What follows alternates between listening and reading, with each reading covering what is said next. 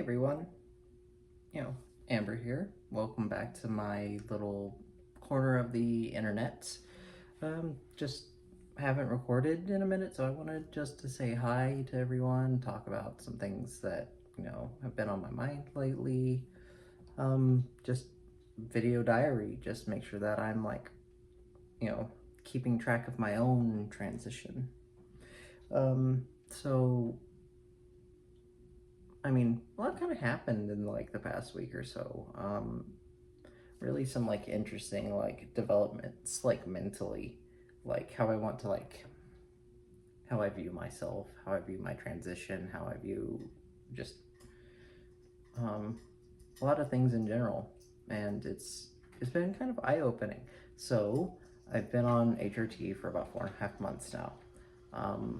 One of the things that I've noticed is that, obviously, because of the influx of hormones, you're going to be more emotional. I've cried a lot more, which is just, of course, you're going to cry more with estrogen. Just tends to happen. And that's okay. Crying isn't necessarily a bad thing. It's just, it used to bother me a lot to cry, and I used to hold it in, and it was always a pretty big thing for me to bottle up my emotions. Whenever I felt emotions, before starting HRT, my emotions were very reactive, is how I've been describing it. It's very reactive. So something irritates me, I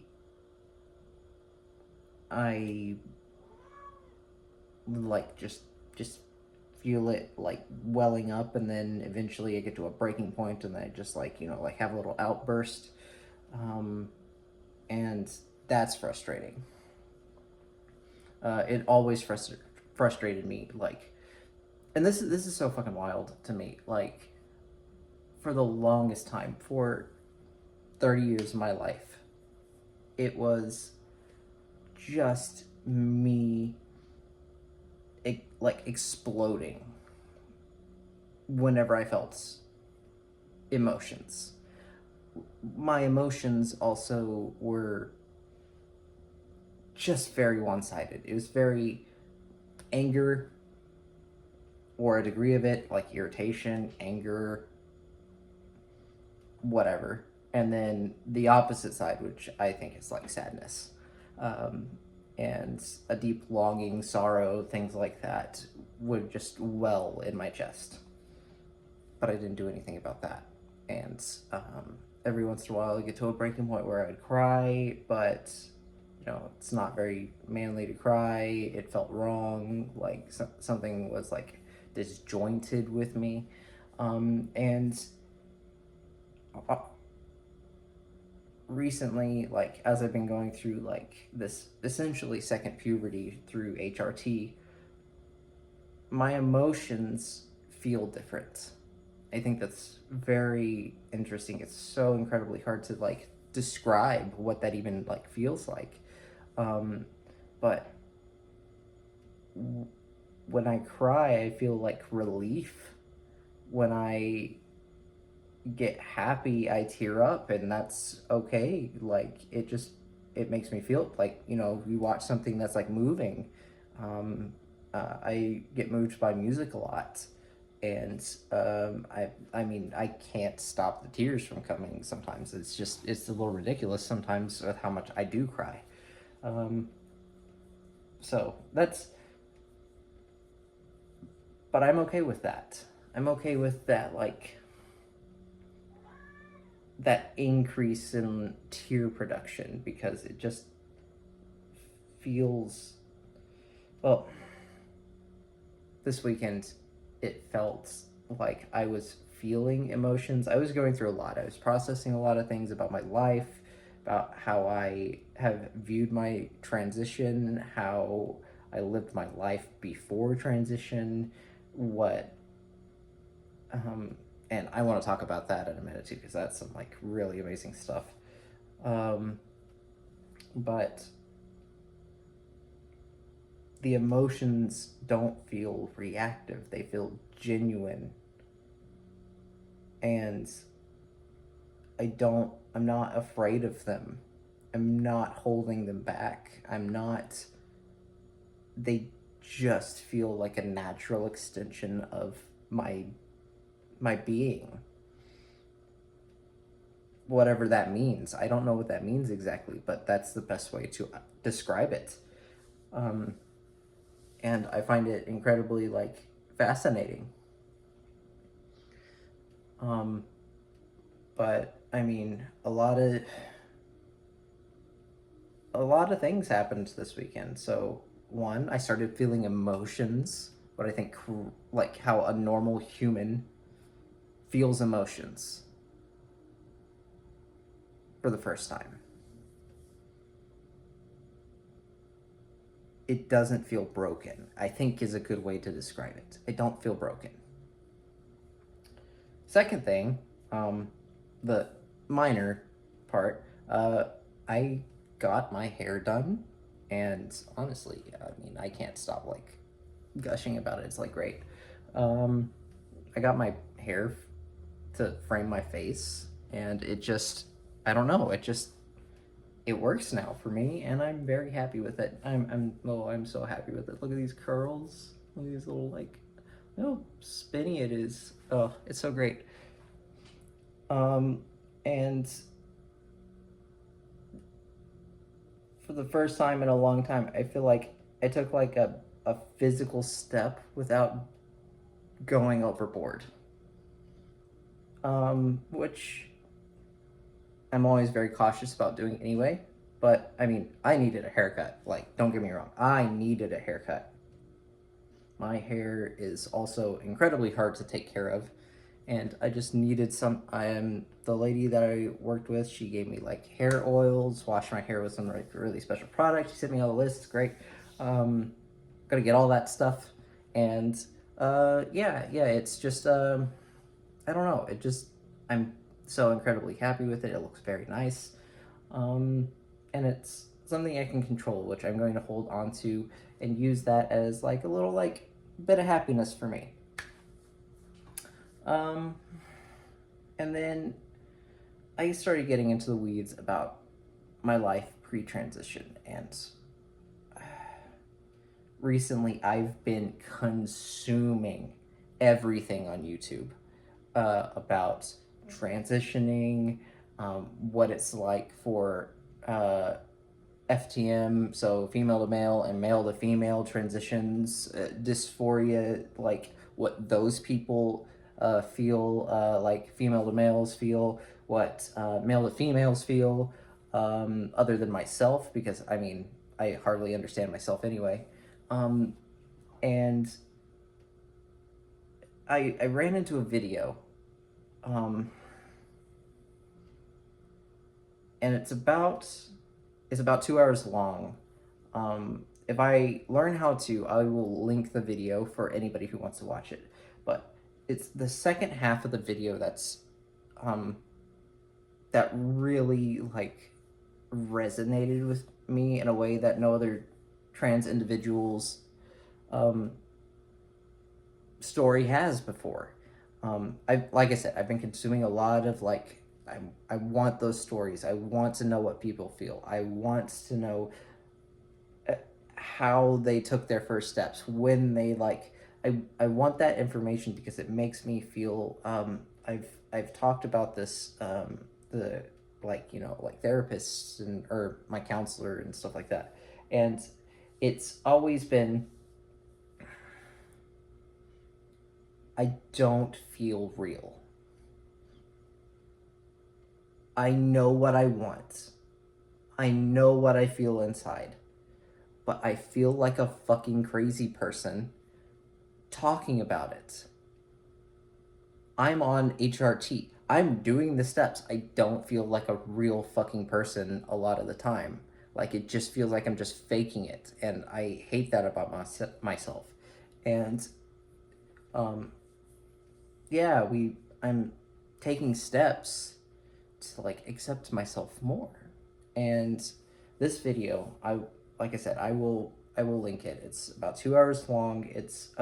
Originally starts. Oh, it's the incel to trans pipeline is the name of the video, and um, it's about like a bunch of like people on 4chan who think that they can't get women. So if they can't get women, maybe we hate ourselves enough that like I'm broken as a male, then I become a female, and then I live life on easy mode. And it's about those people who transition and are like, which I don't really relate to these people, but it is a subsect of people. It's fucking wild. Um, but then it goes into I digress. It goes into the next part of the video, which is about a manga called is it Finding Mari, I believe. Looks very fascinating. Um, the the writer of the book is very trans coded, has a lot of feelings of trans individuals, but has decided not to transition and just love that part about his life. To each their own. Not really what I would want to do with my life, which obviously I'm not doing. Lots of information there about how trans, like how trans people like internalize a lot of things. I really want to read it, so I probably will. Just as trans research, whatever. And then we have um, the last part of the video, which is the narrator's story about how they transitioned, and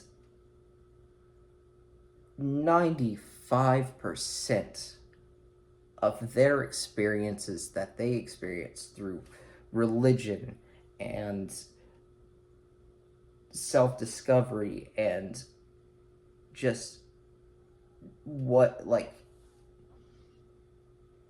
thinking something is wrong with you on the inside and not understanding what that is or how that manifests, or it's just like I said, 95% of it resonates with me. There are some things that this person went through that were terrible that I never experienced, and I'm so incredibly sorry that ever happened to that person.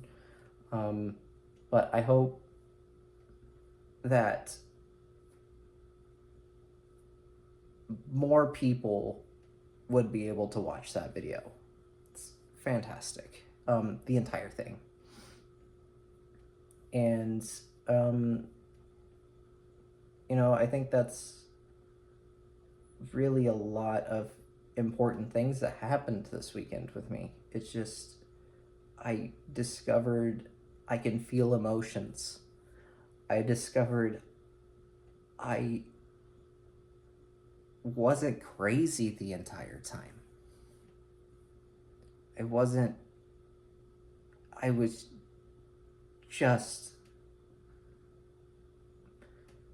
disorganized, or not even disorganized. I was not, there was something wrong. There was something wrong, and it was just my identity as a person didn't align with my physical traits. I have always suffered with, I remember in puberty, as soon as it started, just looking at myself and thinking, this, I didn't know how to put it into words, and I don't like to go into stereotypes because, like I said, I started transitioning at 30. That's a new thing for me. Going into that, but searching deep down, remembering what puberty was like for me, it was awful. I hated every bit about myself. I thought I was disgusting. Like, I'm just a normal person on the outside to everyone else, but on the inside, I had this internal hatred for everything that I was physically. And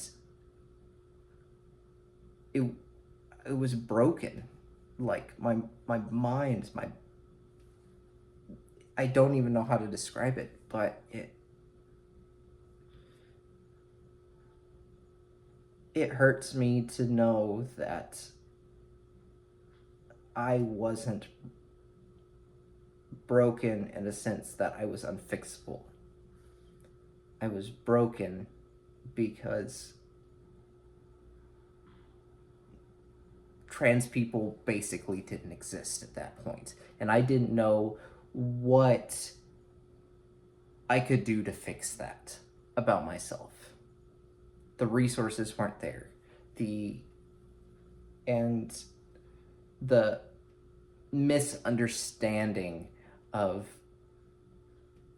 gender identity and how we live our lives when it comes to traditional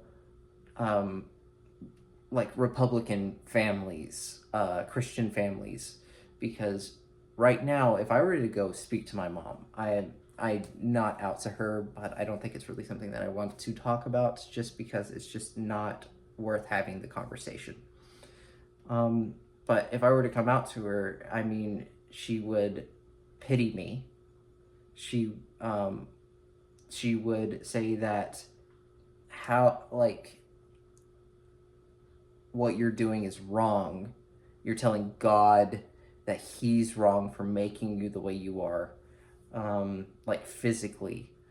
And we can get into that whole like topic on another time, because that in itself is a contradiction. But like I said, we will go into that later. Maybe if I want to do a religious and like religion and trans people like video, but there would be a lack of understanding. They're cis people, so they don't understand anything that I'm going through, and I would never be able to convince them or tell them that something is not like, I mean, something is wrong. I don't like, dysphoria. I mean, that's what's wrong. But you can't convince them that dysphoria isn't a thing that exists, or that dysphoria is a thing that exists, without them calling it a mental illness. It's just, it's not a mental illness. I don't even know how to describe it properly without like making it sound like a mental illness. It's just an incongruency with how you view your body and your social status. I will get into social status later as another video I really want to talk about. But for now, just know, if anybody's out there, they've watched this, they want to talk about it, message me in the comments. I would love to chat with you. There's a lot of things that I want to get rolling on. I want to make a support system for trans individuals who are going through this this process, and yeah, I want to be helpful. I want to be useful, and I want to do things that are good for people. So if anybody finds this, you're welcome to watch. What happens going forward, you're more than welcome to interact with the videos and chat with me. I will get back to you. Or I will answer your questions. I think it would be a good idea to answer questions in like a video whenever I can get around to it. So yeah, so thanks for watching. Thanks for listening. Know that you're not a crazy person. You exist. And I will talk to you next time.